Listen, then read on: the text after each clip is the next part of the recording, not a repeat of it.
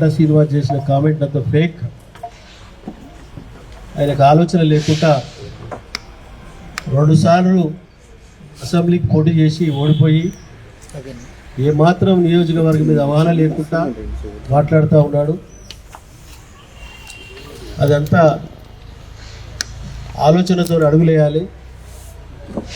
ఇక నేషనల్ పార్టీకి వెళ్ళి 2 సార్లు ఓడిపోయి ఫేక్ మాటలు మాట్లాడడం కరెక్ట్ కాదు.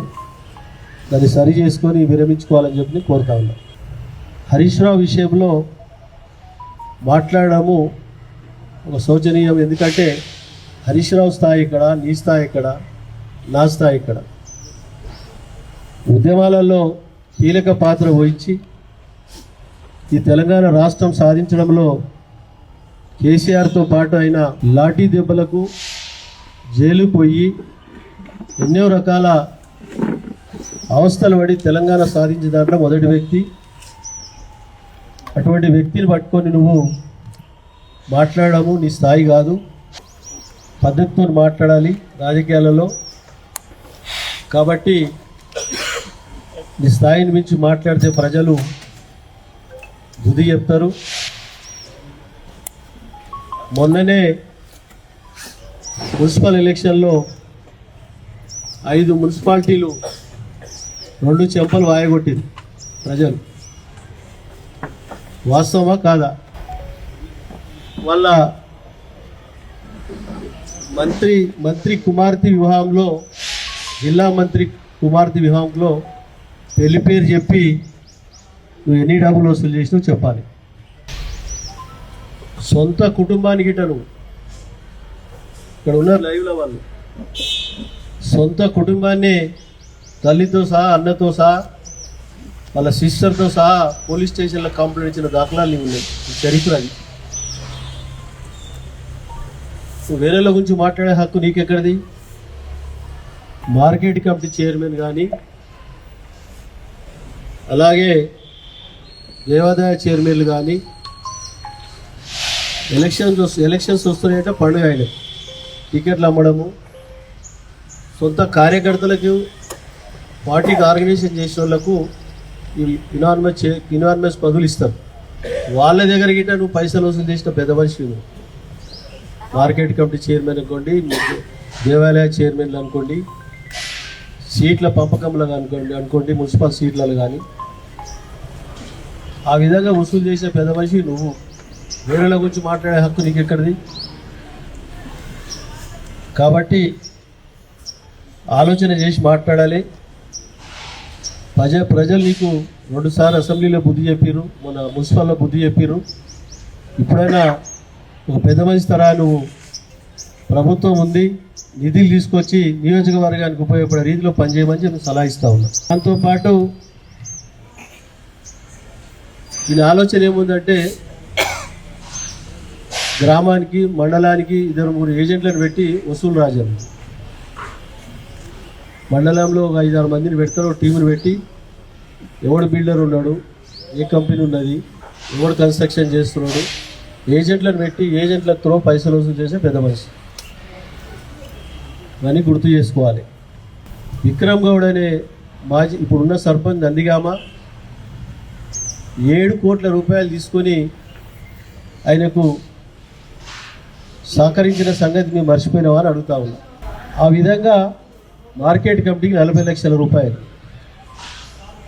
ఇవన్నీ వాళ్ళ కార్యకర్తలే చెప్తారు, వాళ్ళ కార్యకర్తలే చెప్తా ఉన్నారు. కాబట్టి ఆ విధంగా మీరు ఆలోచన చేసి మాట్లాడాలని చెప్పి నా సలహా కాటా శ్రీనివాస్ గౌడ్కు. నువ్వు సర్పంచ్గా నిన్ను యువకుడు ఉత్సాహవంతుడు అని సర్పంచ్గా గెలిపిస్తే 2 సంవత్సరాలకే చెక్ పవర్ తీసేసి రిమూవ్ చేసింది అప్పుడున్న అధికార యంత్రాంగం. 2 కోట్ల రూపాయలు ట్రెజరీ డబ్బు మిస్యూజ్ చేయడం జరిగింది. ఎంక్వైరీ చేసి సస్పెండ్ చేయడం కాదు, రిమూవ్ చేసి పడదండి. పార్టీ నుంచి తొలగించింది, మన పదవి నుంచి తొలగించింది. ఇది వాస్తవమా కాదా మీ అందరికీ తెలుసు. ఒక సర్పంచ్గా నిలకడగా పరిపాలన చేయని వ్యక్తివి నువ్వు 2 సార్లు టికెట్ ఇస్తే నీ ప్రజలు ఎట్లా నమ్ముతారు? అందుకే ఓడగొట్టారు. కాబట్టి ఆ విధంగా మాట్లాడడం సరికాదు. మళ్ళీ ఎప్పుడైనా మాట్లాడేటప్పుడు ఆధారాలతో సహా ఆలోచన చేసి మాట్లాడవలసిందిగా నేను సలహా ఇస్తున్నా శ్రీనివాస్ గారు. మేము మా విషయానికి వస్తే 90 నుంచి రాజకీయాలలో ఉన్నాం. ట్రేడ్ యూనియన్ లీడర్గా, 95లో ఎంపీటీసీగా, 2001లో మండల ప్రెసిడెంట్గా, 2018, 14, 18, 23లో ప్రజల ఆశీస్సులతో, పెద్దల ఆశీస్సులతో కంటిన్యూగా ఆశీర్వదిస్తూ ఉన్నారు, ప్రజాసేవ చేస్తూ ఉన్నాం. నేను ఎమ్మెల్యే కావడానికి, లీడర్ కావడానికి 100 ఎకరాలు అమ్మేసిన. అది ప్రజలకు తెలుసు. ఆధారాలతో సహా నేను చూపిస్తాను. ఈరోజు నియోజకవర్గంలో పటంచెరు అంటే ఒక మినీ భారతదేశం. సెక్యులరిజం, అన్ని మతాలు, అన్ని కులాలు, అన్ని ప్రాంతాలను గౌరవించే మన ప్రాంతం. మందిరాలు కట్టినాం, చర్చిలు కట్టినాం, మసీదులు కట్టినాం. ఏ క్యాస్ట్కు సంబంధించిన వారికి కోరిక మేరకు వాళ్ళ మతాన్ని ముందుకు పోతా ఉన్నాం. ఆ భగవంతుడి దయతోటి, ప్రజల ఆశీస్సులతోటి ముందుకు పోతా ఉన్నాం. తప్పకుండా వాళ్ళకి సర్వీస్ చేసే భాగ్యం భగవంతుడు కలిగించాడు, ప్రజలు కలిగించారు. ఎక్కడ తప్పు చేయకుండా దాన్ని పూర్తి స్థాయిలో అవకాశాన్ని సద్వినియోగం చేసుకొని ప్రజలకు అందుబాటులో ఉండి ప్రజల సేవ, దేవుని ప్రమాణం చేసి ప్రజలకు సేవ చేస్తానని చెప్పి మీ ముందుకు చెప్తా ఉన్నాను. నేను గజం భూమి కబ్జా చేసినట్టు చూపిస్తే 90 నుంచి ఇప్పటి వరకు, అప్పుడు ఎలక్ట్రానిక్ మీడియా లేదు, ప్రెస్ మీడియా తక్కువ ఉంది, ఉన్నగాని తక్కువ ఉన్నది. ఎక్కడైనా ఒక గజం జాగా కబ్జా చేసినట్టు ఆధారాలతో ప్రూవ్ చేస్తే దాన్ని దేనికైనా సిద్ధమే. కాబట్టి లేనిపోని ఫేక్ మాటలు మాట్లాడి ఎదుటోళ్ళ మీద బురద చల్లడం, ఇది 3వ, 4వ ప్రెస్ మీట్ పెట్టి మాట్లాడడం నేను ఎప్పుడు మాట్లాడలేను. ఇది 2.5-3 సంవత్సరాల తర్వాత మాట్లాడుతా ఉన్నా. మళ్ళొకసారి ఆ విధంగా మాట్లాడితే దానికి తగిన గుణపాఠం ఉంటుందని గిట్ట నేను హెచ్చరిస్తా ఉన్నా.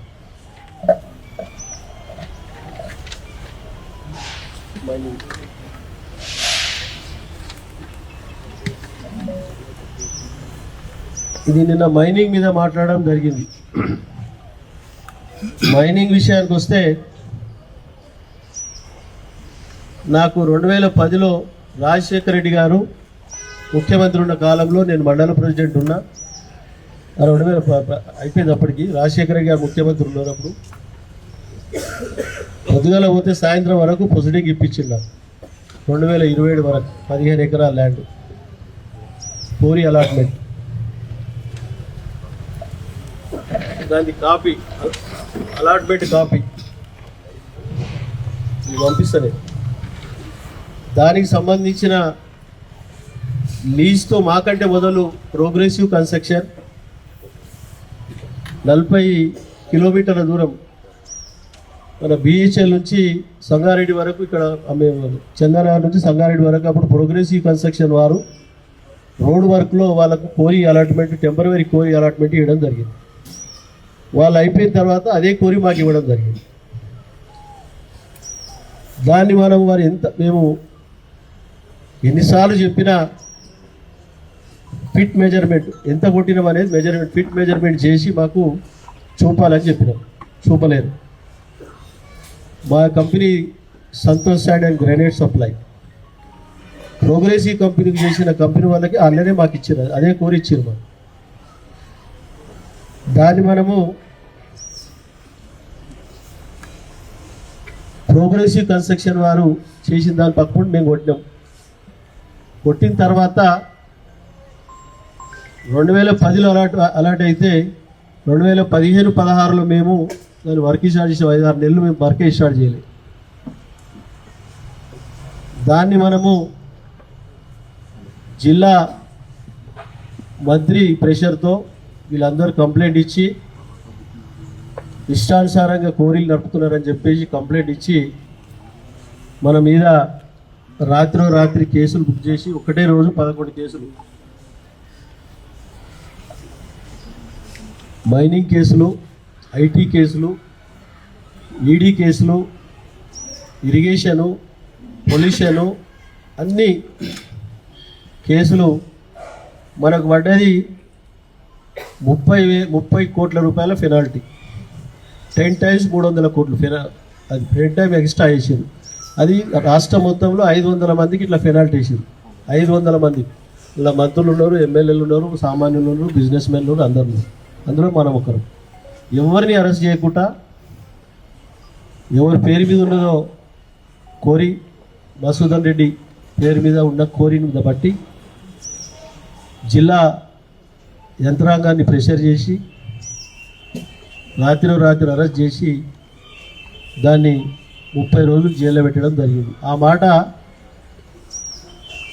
మన అసెంబ్లీలో లేవనెత్తడం జరిగింది హరీష్ రావు గారు. దాని మీద ఎటువంటి ఎంక్వైరీ చేసినా అదే ఉంటుంది.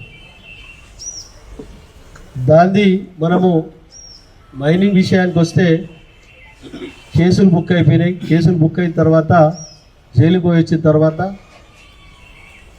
ఆ విషయాన్ని మైనింగ్ ప్రిన్సిపల్ సెక్రటరీని కలవడం జరిగింది. కోర్టుకెళ్ళి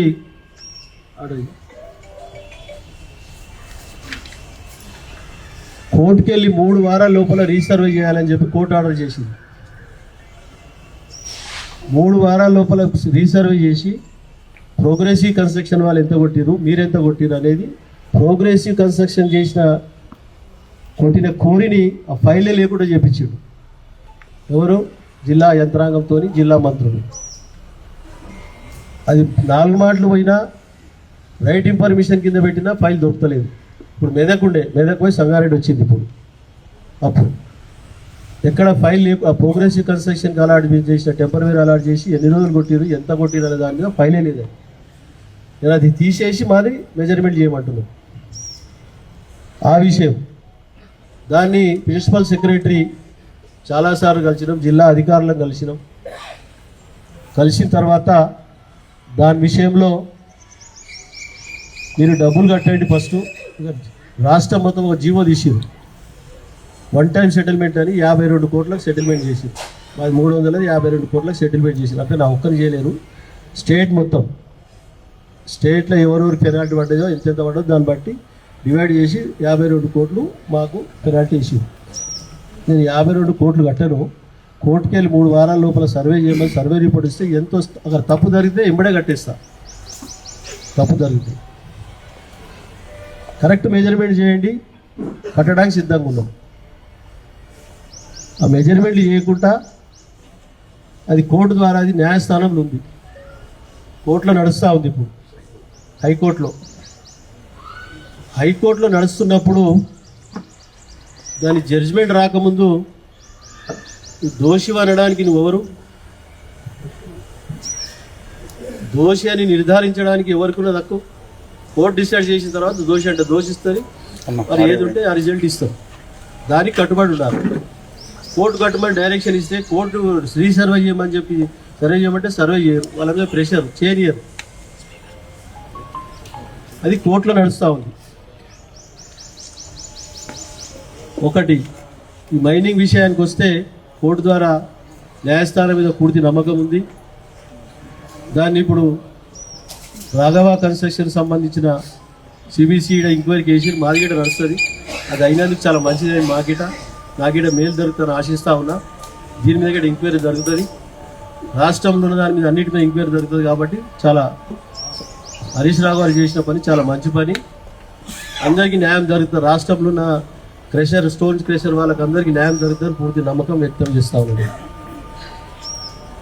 దాంతోపాటు అన్నారం రాజు ఎక్కడ తుపాకులు రాజు మనము 117 మందికి 81 మంది 71 మందికి మనం 76 మంది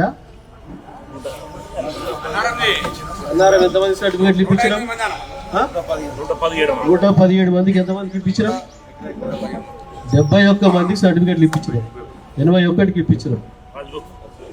81కి ఇప్పించి మిగిలిన వాళ్ళకి ఏమైందంటే వాళ్ళకి సర్టిఫికేట్ లేక పొజిషన్ మీద లేక ఆపినాం. లేకపోతే అందరికి ఇచ్చేవాళ్ళం.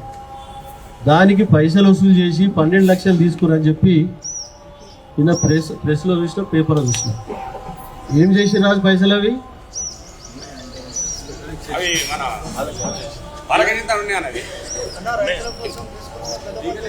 అడ్వకేట్ దగ్గర అడ్వకేట్ ఇవ్వాలంటే అడ్వకేట్ కోసం తీసుకుంటే నేను తీసుకోలే పైసలు.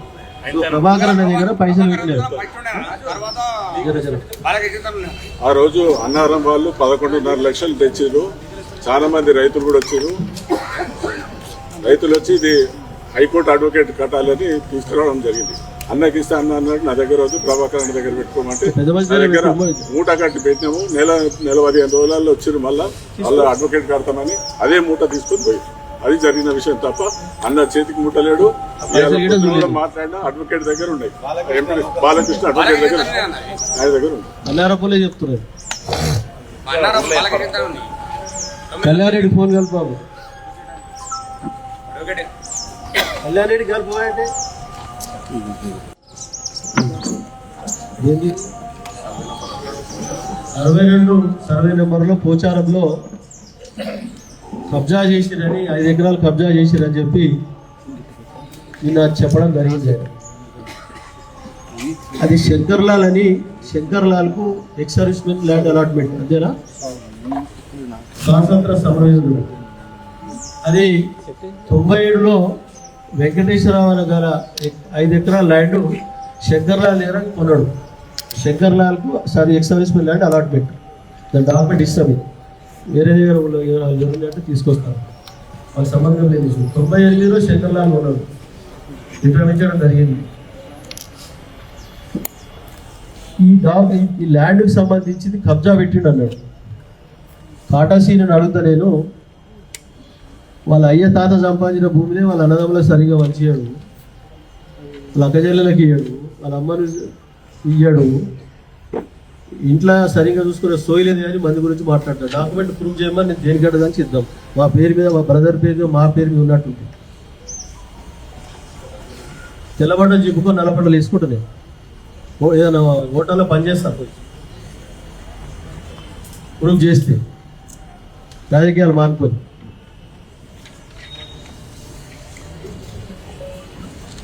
ఇటువంటి లేనిపోని ఆరోపణలు చేయడం తగదు, తెలుసుకొని మాట్లాడాలని చెప్తా ఉన్నాను.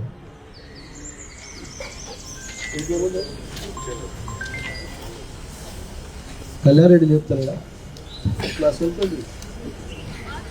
కళ్యాణ్ రెడ్డి మన హైదరాబాద్ వచ్చి పార్టీలో గొలగొట్టున్నాడు. మా అల్లుడు, మా అక్క కొడుకు జంగారెడ్డి పెరిగిడ తీసుకున్నాడు.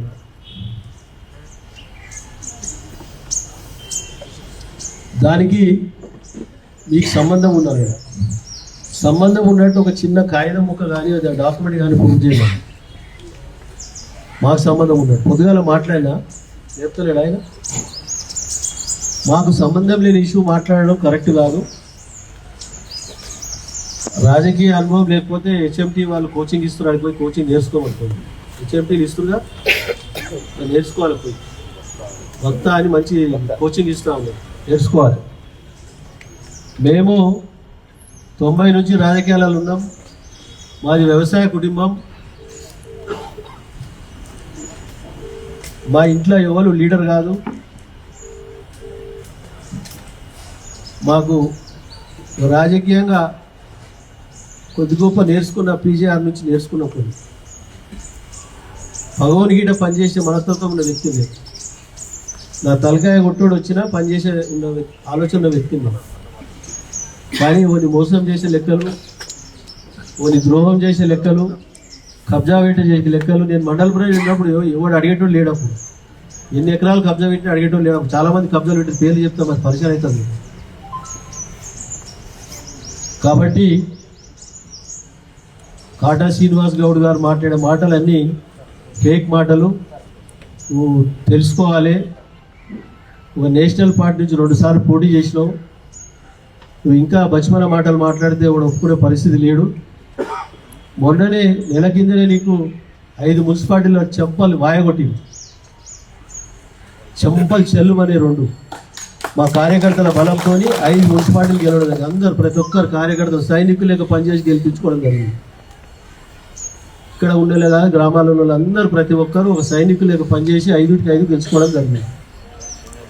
రేపు రాబోయే గ్రేటర్ హైదరాబాద్ కానీ మండలాలు కానీ ఇదే పరిస్థితి ఉంటుంది, ఇదే రిజల్ట్ ఉంటుంది. నువ్వు తయారుడు బిడ్డ అని చెప్తా ఉన్నాను. ఎందుకు చెప్తున్నానంటే అవగాహన లేని మాటలు మాట్లాడడం కరెక్ట్ కాదు. అవగాహనతో తెలుసుకొని మాట్లాడాలి, తెలియకపోతే తెలుసుకోవాలి. నా మైనింగ్ విషయంలో మళ్ళీ ఒకసారి చెప్తున్నా, నాతో ఏమన్నా మా సంతోష్ శాండ్తో ఏమన్నా తప్పు జరిగితే దాని అధికారులతో రెటిఫై చేసుకుంటా, ఎక్కువ కొట్టేటుంటే పెనాల్టీ కడతా, సిద్ధంగా ఉన్నా, తప్పును ఒప్పుకోవడానికి సిద్ధంగా ఉన్నా నేను. కానీ ఇష్టానుసారంగా మీరు చేసి పొలిటికల్ ప్రెషర్లు పెట్టి 2 సంవత్సరాలు సీజ్ చేసి ఇవన్నీ గిట్ట చేయడం కరెక్ట్ కాదు. మీరు చేసేటివన్నీ చిట్ట చాలా పెద్దగా ఉంది, మళ్ళీ అవసరం నాడు పెడతా బయట. నువ్వు చెప్పిన దానికే కౌంటర్ చేయడం జరుగుతుంది. మీరు చేసే హరాస్మెంట్లు టీఎస్ఐ పాస్కు సంబంధించిన ల్యాండ్ల విషయంలో ఇంచుమించు 600-700 ఎకరాల ల్యాండ్ లావాదేవీలు నడుస్తూ ఉన్నాయి.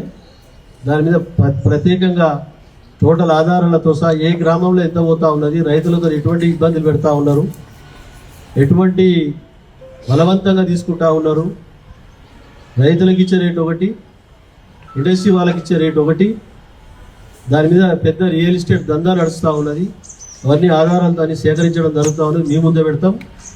టీఎస్ఐ పాస్ ఎండి ఆఫీస్ ముట్టడిస్తాం, కలెక్టర్ ఆఫీస్ ముట్టడిస్తాం. వదిలిపెట్టే క్వశ్చనే లేదనుకో చెప్తా ఉన్నాం. యుద్ధం దాకా మొత్తము ముడుపులు ముడుతూ ఉన్నాయి.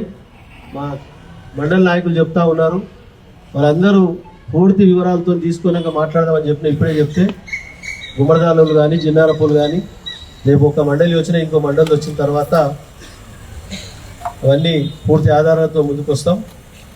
ఈ 62 సర్వే